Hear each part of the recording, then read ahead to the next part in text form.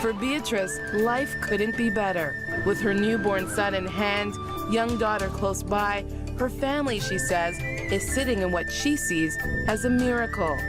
Last January, their house, which once stood on this foundation, was destroyed in the earthquake. But a few months later, Beatrice got some amazing news. I was really happy, says Beatrice.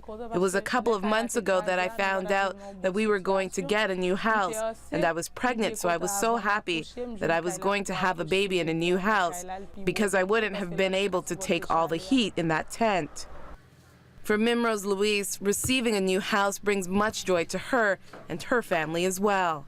We didn't expect this from CRWRC, says Mimrose, and we always pray for them. They are doing a lot of good things in the community. We didn't expect that.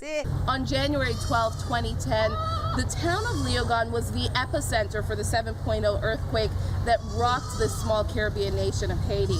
Reports say that 90% of the homes in this region were totally destroyed. And that's what brings Crossroads and their partnership with the Christian Reformed World Relief here in the hopes of rebuilding some of those homes. Well, one of the great things you see in Haiti is more organizations trying to work together so that we don't duplicate efforts.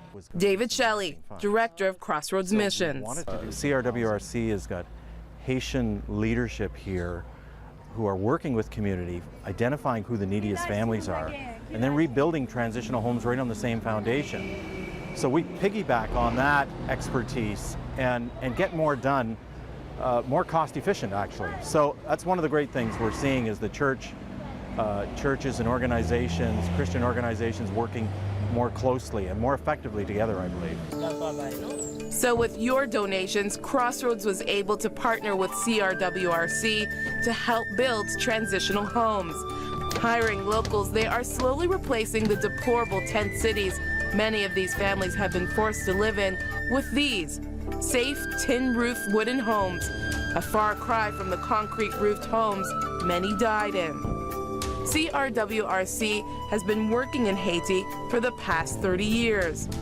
Willis Geffrard, the program manager for the earthquake response team, was born in Haiti, but moved away years ago. He has a vested interest in this project as well. He wants to see his country rebuilt, and he's here to help make it happen. I personally don't sleep very well at night sometimes, thinking about the misery, the miserable conditions that the Haitian people are living in. But one thing that encourages me is what we call the resilience of the Haitian people. You can see it in their face. They want to rebuild. We need the kind of support that we are getting from around the world, including from Canada and Crossroads, you guys from your community in Canada. It's very helpful to us.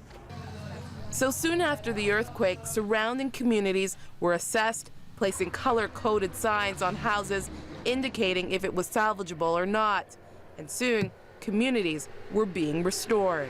CRWC surveyed the areas around Léogâne. Léogâne is about 25 miles west of the capital city of Port-au-Prince. Surveyed homes that had different types of damage, some totally collapsed. And then later on put a housing program into place. Number one, to place people in homes. People who left their homes that were collapsed, moved into tent cities and lived in tents. Idea was to bring some of those people back and resettle them and stabilize them in homes. But first that meant making sure the new houses, even though they are transitional dwelling places, were being built tough enough to sustain another earthquake. A British engineering team was brought in to assess the home's strength against hurricanes and earthquakes, and they passed every test. So the plywood is resistant against earthquakes too, says Jean-Alain Charles.